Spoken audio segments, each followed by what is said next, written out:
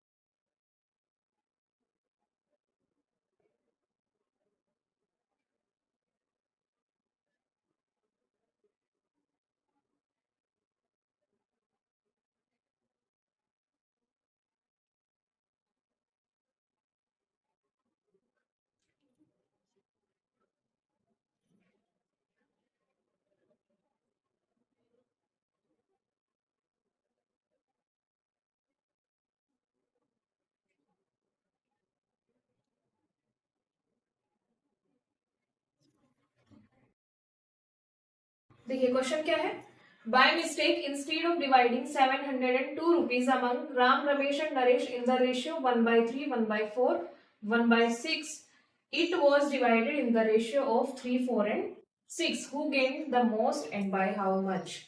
गलती से क्या हुआ है, 702 रुपए हमें बांटने थे राम, रमेश और नरेश में, ठीक है, किस रेशियो में, इस वाले में बांटने थे, लेकिन हो क्या गया है, it was divided in the ratio of 3, 4 and 6. गलती से उसने इसमें बांट दिए, जबकि बांटना इस रेशियो में था. तो हु गेन द मोस्ट, सबसे ज्यादा पैसे किसे मिले और कितने मिले, उसने हमसे इस तरीके से पूछा है, ठीक है.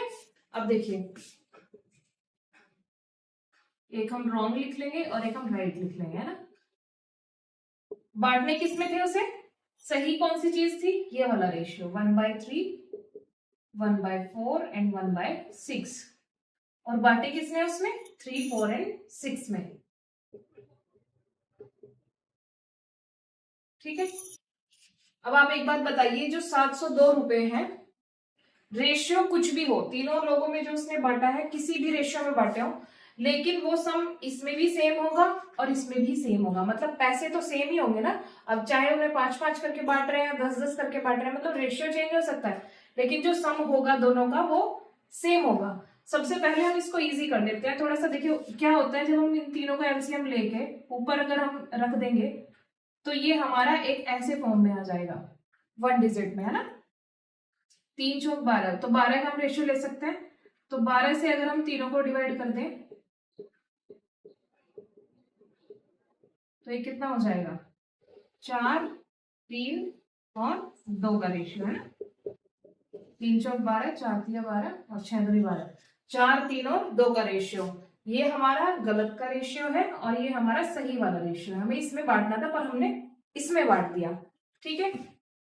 अब देखिए, इनका हमारा सम सेम आना चाहिए. मैंने आपको बताया दोनों का सम हमारा सेम आना चाहिए क्योंकि पैसे हमारे सेम है. 3, 4, 7 हो गए, 7 और 6 13. इसमें कितना आ रहा है हमारा सम, 13 टोटल, ठीक है. और इसमें कितना आ रहा है, 4, 3, 7 और 2 9. इसमें हमारा 9 है सम, है ना. अब हमें इन्हें इक्वल करना पड़ेगा क्योंकि 702 रुपीज हमारे इक्वल हैं दोनों चीजों में.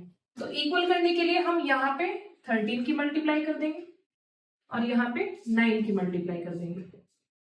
और जब यहाँ पे 9 की होगी तो इसमें भी 9 की होगी, इधर भी 13 की हुई है तो यहाँ पे 13 की हो जाएगी, ठीक है. अब हमारा रेशियो हम देखते हैं कितना आएगा. 9 तिया 27, 9 चौक 36 और 9 छीक 54, ठीक है. 13 चौक 52, 13 तिया 39 और 13 दूनी 26, ठीक है. उसने हमसे पूछा है किसे सबसे ज्यादा पैसे मिले, है ना. इनका सम कितना हो जाएगा हमारा, 108. ये हमारे सेम है ना, 108 है इनका सम, ठीक है. अब आप ये देखिए, करना चाहिए था उसे ये, पर उसने कर दिया ये. और उसने पूछा है कि किसे सबसे ज्यादा मिले और कितने. देखिए ये 52 थे तो ये 27 हो गए, है ना. 39 थे, ये 36 हो गए और ये 26 थे, 54 हो गए. तो मतलब यहां से ये यहां पहुंच गया, मतलब इसे ज्यादा मिले ना. और कितने ज्यादा मिले, 26. 54 में से 26 माइनस होगा, कितना बचा, 28, ठीक है. तो 28 रुपए इसे ज्यादा मिले, ठीक है. 28 रुपए नहीं, 28 यूनिट एक तरीके से, क्योंकि अभी रेशियो में बात चल रही है ना. अब देखिए 108 इसने सम बोला है, मतलब टोटल पैसे 108 बोला है, लेकिन 108 नहीं है, 702 रुपए है वो. तो 702 हमारी किसकी वैल्यू है, 108 की. हमें बताना क्या है कि उसे मिले कितने पैसे, यानी कि ये 28 यूनिट वाली चीज ना, ये बतानी है हमें. कैलकुलेट करके हमारा आंसर आ जाएगा. देखिए 13 से कट जाएंगे, 13 में 108, 13 पंजे 65 और 13 चौका 52. 9 से कट जाएगा 6 बार, 9 छीक 54, 28 छीका 8 छीक 48, 4 बचा, 6 दूनी 12 और 4 16. तो 168 रुपए. और ये तीसरे की बात हो रही है ना, तीसरे की बात हो रही है, राम, रमेश और नरेश की. तो नरेश को 168 रुपए एक्स्ट्रा मिले, सी.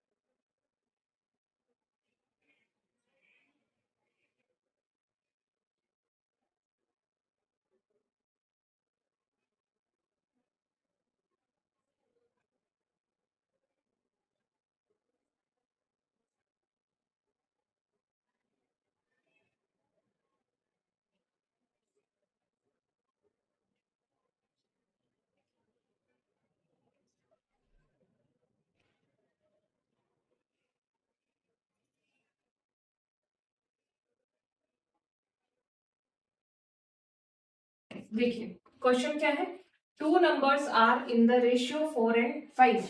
दो नंबर्स हैं हमारे 4 और 5 के रेशियो में। If 3 is added to the smaller and 7 is subtracted from the larger number, they are in the ratio 1 and 1, find the number. अगर 3 जोड़ दिया जाए छोटे वाले में और 7 बड़े वाले नंबर से घटाया जाए तो हमारा रेशियो क्या हो जाता है, 1 and 1 का। तो हमें नंबर्स बताने हैं दोनों, ठीक है। अब 4 और 5 का हमारा रेशियो है, ठीक है। हो क्या जाता है वो, 1 and 1, ठीक है। क्या होने पे, अगर 3 हमारा छोटे में जोड़ दिया जाए और 7 बड़े से घटा दिया जाए। अब पहले हम क्या कर लेंगे, इसमें क्रॉस मल्टीप्लीकेशन के थ्रू हम यूनिट वाइज इसका निकाल के देखते हैं, देखिए क्या हो सकता है इसमें। क्रॉस मल्टीप्लीकेशन करते हैं तो 4 एकम 4 और 5 एकम 5, 5 में से 4 गया, कितना बचा, 1 यूनिट, ठीक है। अब उसने क्या कहा है कि 3 जोड़ दिया जाए बड़े में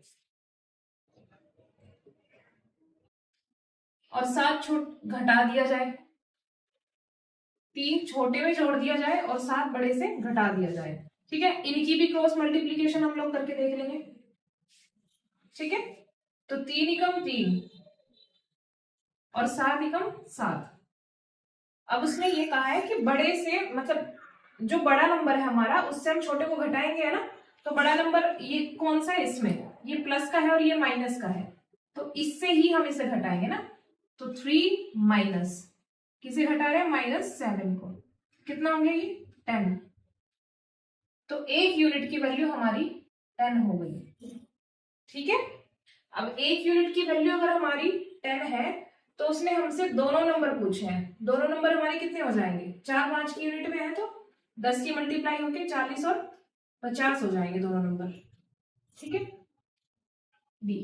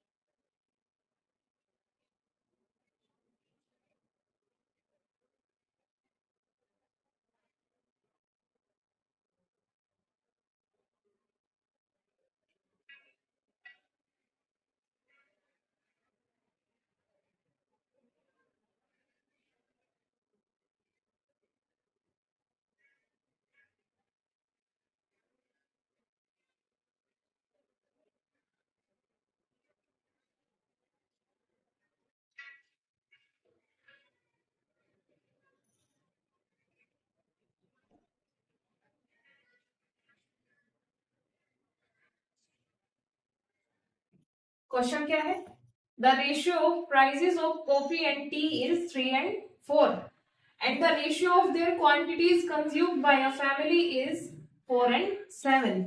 Find the ratio of expenditure on coffee and tea. देखिए क्या है, कॉफी और टी का हमारा जो प्राइस का रेशियो है वो 3 और 4 का है ना। यहाँ हम कॉफी की बात कर लेंगे और यहाँ टी की। प्राइस का जो हमारा रेशियो है वो कितना है, 3 और 4 का है, ठीक है। और जो रेशियो कंजप्शन का है एक फैमिली के द्वारा, है ना, कितनी उनकी कंजप्शन है,